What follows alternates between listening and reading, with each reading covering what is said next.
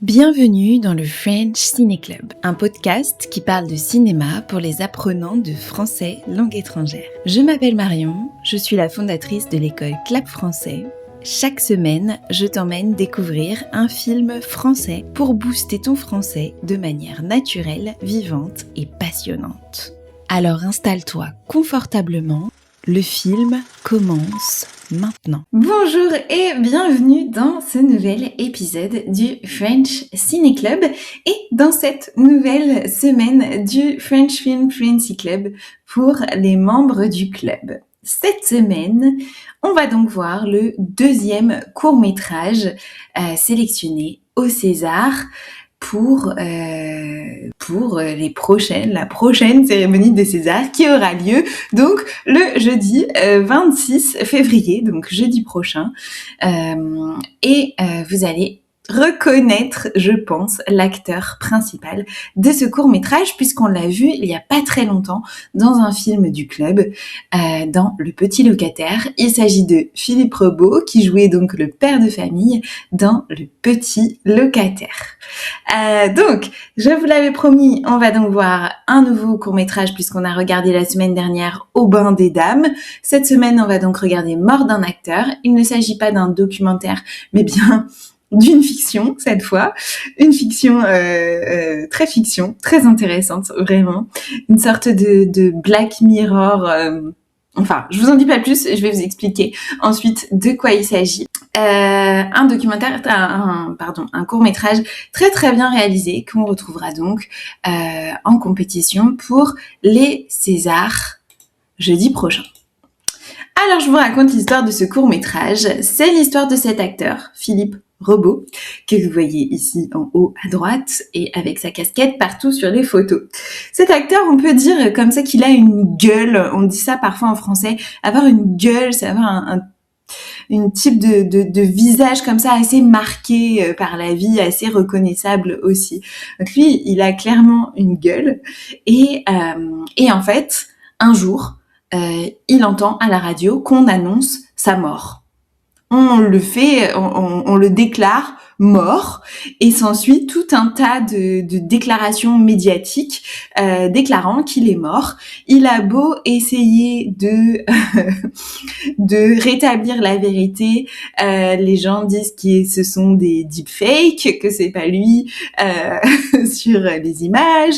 C'est vraiment, il essaye de se battre contre une fausse information et de prouver à tout le monde qu'il est vivant. Et en fait, ce qui se passe, c'est que son agence d'acteur, son agent, même la femme qui s'occupe de lui, elle a décidé que c'était génial cette information, cette annonce de sa mort, puisque ça fait remonter un peu sa popularité. Et donc, ils ont décidé de commencer à lui créer une sorte de clone virtuel avec une intelligence artificielle à partir d'autres acteurs. Et cet autre acteur, c'est l'acteur que vous voyez ici à moitié allongé sur les images, qui s'appelle Finnegan, je me rappelle plus son nom de famille, mais bon bref.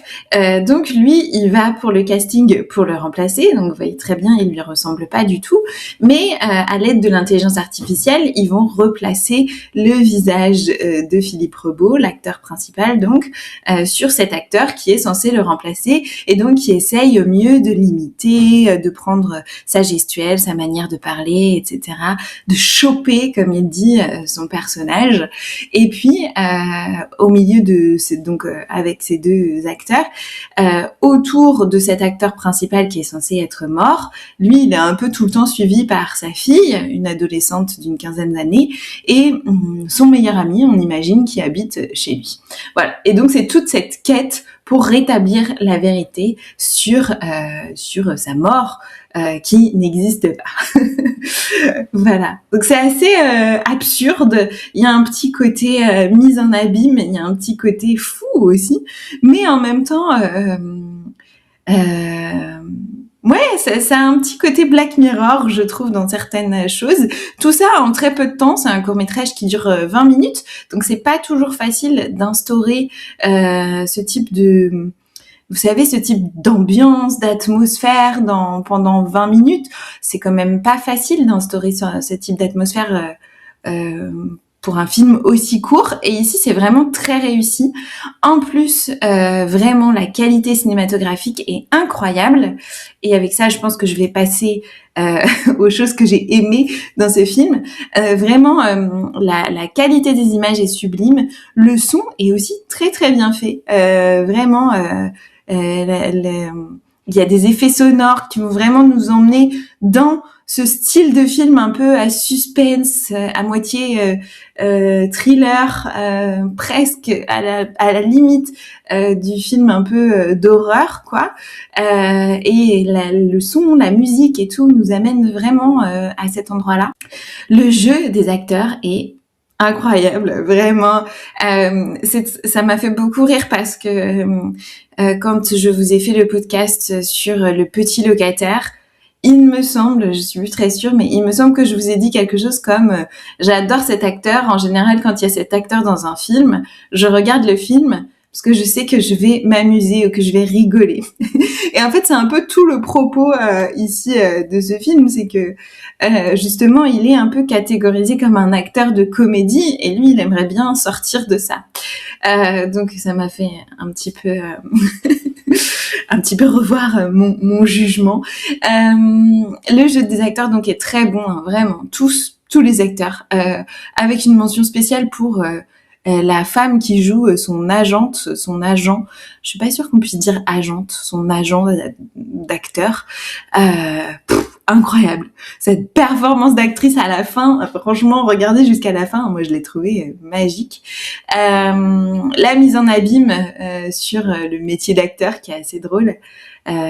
Qui joue qui, on joue le mort, on joue l'acteur, il y a vraiment tout ce jeu autour du métier d'acteur qui est assez intéressant. Et puis comme je vous le disais, cet univers un peu Black Mirror qu'ils arrivent à instaurer en 20 minutes de film que j'ai trouvé assez phénoménal. Les questions que pose ce film, et ben justement cette question aussi de ces acteurs qui sont parfois enfermés dans un certain type de rôle. On va les voir que dans des comédies ou que dans des films très très tragiques, etc. Ça me fait penser par exemple à Virginie Efira, que vous connaissez forcément. Quand elle a commencé, déjà elle a commencé par la télévision ici en France et en Belgique aussi. Et puis ensuite elle a fait beaucoup de comédies assez rom-com où elle était, vous savez, un peu la comédienne de comédie romantique un petit peu, et jusqu'à ce qu'elle commence à faire des films. Je pense que c'est un film qu'elle a fait avec Rebecca Zlotowski qui a vraiment changé un peu sa carrière, et elle a pu finalement accéder à des rôles beaucoup plus dramatiques, beaucoup plus complexes aussi, beaucoup plus intéressants, j'imagine, en tant qu'actrice, pour qu'aujourd'hui on la retrouve dans des films quand même, des films d'auteur assez complexe, et elle joue vraiment très très bien. Donc ça doit être assez difficile, j'imagine, au début, et puis sur le long terme, quand on commence à voir que on se retrouve à faire toujours le même type de rôle, et comment se sortir de ça. C'est une réflexion assez intéressante aussi sur ça, ce film. Comment faire ses preuves aussi, vous comprendrez quand vous verrez le film jusqu'au bout. C'est une réflexion aussi, je trouve, un petit peu sur cette ère de l'IA. D'ailleurs, c'est pas bien écrit ici, R, excusez-moi. Pour ceux qui n'ont pas le visuel, qui ne sont pas sur YouTube, j'ai écrit R-A-I-R-E. Et A-I-R-E, c'est l'air comme spatial, comme l'air d'autoroute, par exemple. Et moi, ce que je voulais dire, c'était une ère temporelle. Et donc, normalement, on doit l'écrire avec un E. E, accent grave, R-E, l'air comme era de l'IA. Voilà. Donc, si jamais vous voyez la vidéo sur YouTube, excusez-moi, c'est une grosse faute, mais j'espère que ça sera utile. Je ferai attention les prochaines fois. Mais en tout cas, vous pouvez du coup constater que ce n'est pas fait avec l'IA, sinon il n'y aurait pas de faute. Mais en tout cas, c'est très intéressant cette réflexion sur aussi l'IA et qu'est-ce que ça va apporter dans le monde aussi du cinéma, dans la vie des acteurs aussi qui sont déjà confrontés à ce genre de choses. Il y a énormément d'informations sur ce sujet, mais Il y a beaucoup d'acteurs maintenant qui sont en train, par exemple, de mettre des copyrights sur leur voix, sur leur image, etc., pour éviter de se faire voler leurs images par l'intelligence artificielle, à l'ère aussi bien sûr des deepfakes, de ces images qui sont fausses, complètement fausses, créées. Qu'est-ce qu'on peut croire en fait? Quel type d'image on peut croire? Et comment progressivement, et on le voit aussi un peu dans ce film, le doute face à certaines images devient presque notre première réaction, ou en tout cas devrait, selon moi, devenir notre première réaction. C'est un peu triste à dire, mais je pense que aujourd'hui, quand on regarde une image ou une vidéo, la première chose qu'on doit faire, c'est douter de sa véracité avant de, bien sûr, vérifier les faits, etc. Et vérifier que c'est une vraie vidéo. Et c'est un peu difficile puisqu'il y a aussi tout le côté émotionnel autour des images qui est beaucoup plus fort. En tout cas, il va falloir qu'on se rééduque vraiment à la compréhension des images. Et je trouve que ce film en fait une petite réflexion. C'est pas un passage énorme du film, mais il y a un moment où il va se connecter sur Instagram pour dire qu'il est pas mort, et tout le monde lui dit mais non, mais c'est pas vrai, c'est super bien fait et tout. Voilà. Donc n'hésitez pas aussi à me dire ce que vous en pensez dans les commentaires. Je pense que c'est un grand débat que l'on n'a pas terminé d'avoir. En termes de vocabulaire, j'ai mis ici 4 mots, donc un deepfake, vous connaissez, mais on utilise ce mot aussi en français. Beaucoup de mots en fait liés aux technologies, au vocabulaire informatique, etc. Restent les mots français. D'ailleurs, je vous recommande une série qui est en ce moment sur France.tv qui s'appelle Stalk, où il y a énormément de vocabulaire à ce sujet et qui est génial. Un blaireau, j'aime beaucoup cette expression. Un blaireau, c'est un peu quelqu'un de stupide, on va dire ça. Mais un blaireau, c'est aussi un animal, le blaireau. Un animal qu'on retrouve dans les forêts, un animal assez joli, un animal noir et blanc. Vous chercherez des photos de blaireaux sur Internet. Et un blaireau, c'est aussi une manière d'insulter quelqu'un pour dire qu'il est stupide. Je suis pas sûre que l'animal soit particulièrement stupide. Je ne sais pas pourquoi on utilise ce nom pour des insultes, mais voilà. Donc si quelqu'un vous traite de blaireau, c'est pas une bonne chose.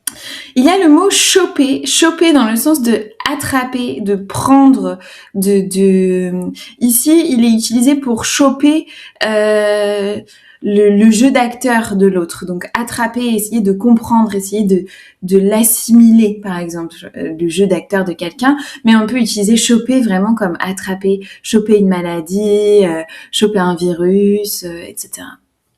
Choper son bus aussi, ça peut marcher. Et un dernier mot que j'adore utiliser, donc je suis sûre que vous le connaissez très très bien, c'est le mot décortiquer. On va décortiquer très souvent plutôt les crevettes dans le langage vraiment, dans le sens propre. Pour décortiquer, c'est vraiment enlever par exemple, quand vous décortiquez une crevette, vous enlevez la peau pour pouvoir manger ce qu'il y a à l'intérieur, donc enlever les choses qui gênent, et donc décortiquer dans le sens un peu plus figuré, comme on le fait parfois avec des films, ça va être de couper, d'aller chercher, d'aller essayer de trouver la crevette à l'intérieur du film. En tout cas, d'essayer d'aller vraiment voir dans les détails à l'intérieur de quelque chose. C'est ça, décortiquer. Voilà, j'espère que ces 2 films vous plairont. Pour les membres du club, on se retrouve normalement jeudi pour voir ensemble la cérémonie des Césars. Je vous ai mis toutes les informations dans l'événement associé. Comme ça, on pourra voir la cérémonie ensemble pour ceux qui sont dans des fuseaux horaires pratiques. Et puis sinon, on fera un petit débrief avec les autres plus tard. Et puis, n'hésitez pas à me dire aussi ce que vous avez pensé et à retrouver donc la partie vocabulaire. Celui-ci est un peu moins dur en termes de vocabulaire. Donc, la fiche de vocabulaire et les petits exercices autour de ce film, notamment un exercice de shadowing. Je vous souhaite une très bonne semaine et je vous dis à très bientôt dans le club ou dans le podcast. À très vite et bonne continuation avec votre français. Merci d'avoir écouté le French Ciné Club. Tu veux continuer à apprendre avec les films ? Alors abonne-toi, partage l'épisode et télécharge la transcription complète dans le lien en description. Et si tu veux pratiquer avec moi et d'autres cinéphiles, le French Film Fluency Club est un club réservé aux apprenants de français qui veulent améliorer leur français grâce au cinéma. À la semaine prochaine!